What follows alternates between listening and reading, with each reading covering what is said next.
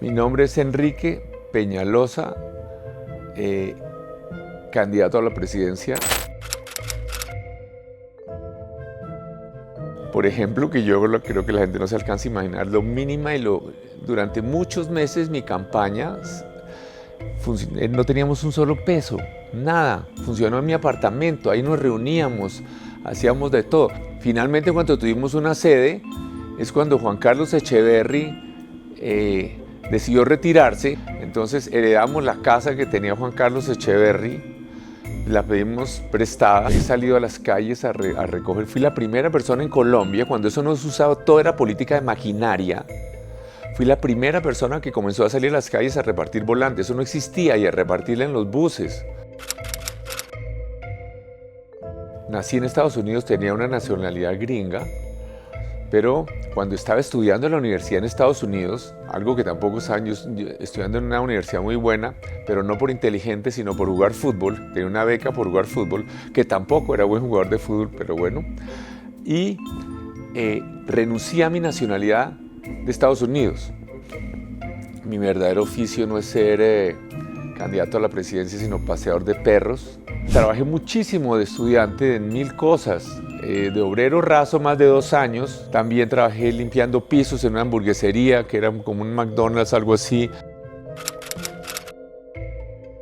El ICETEX necesitamos que sea mucho más económico. Necesitamos que no tenga intereses o que los intereses sean apenas la inflación y que haya mucho más condonaciones. Y creo que hay que tener más estímulo para las carreras que más necesita el país. El costo del transporte público ya está subsidiado. En el mundo entero el transporte público se subsidia. El predial es curioso, el predial es alto, el predial es un mecanismo muy importante de redistribución del ingreso. El predial es en Bogotá, el predial es muy alto para los estratos altos.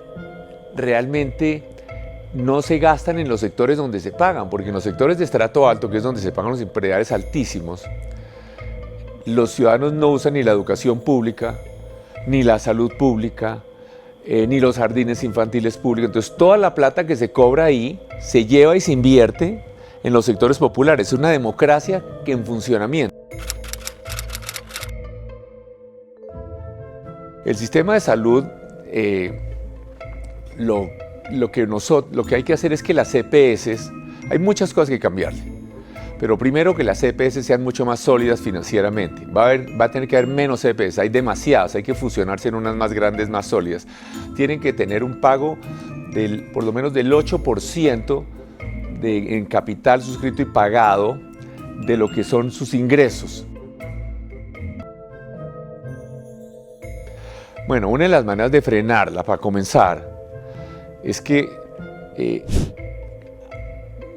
hay que lograr la despenalización de la droga a nivel internacional, porque, y por lo menos en la guerra contra la droga no puede ser contra el cultivo de la coca, sino contra el procesamiento de la coca, contra el comercio de la coca y contra el lavado de activos, porque si no se está forzando a los campesinos cada vez más a irse selva adentro, a tumbarlas. Es gravísimo lo que está pasando en este momento con la deforestación, y eso que se ha reducido, incluso en los parques nacionales, ¿no? Como 10.000 hectáreas al año. Entonces nosotros tenemos que, y con otros bosques más de 100.000, entonces nosotros hay varias cosas que hacer. Hay una cosa muy peligrosa ahora, que con el incremento en los precios de la carne, que se ha venido subiendo tremendamente el precio de la carne, eso está estimulando la deforestación para hacer ganadería extensiva. Entonces aquí es indispensable tener una fuerza, un batallón del ejército especializado en este tema. Y la Fiscalía también tiene toda una visión. El fiscal ha trabajado en esto porque realmente tenemos que judicializar a las personas que están llevando a cabo esto.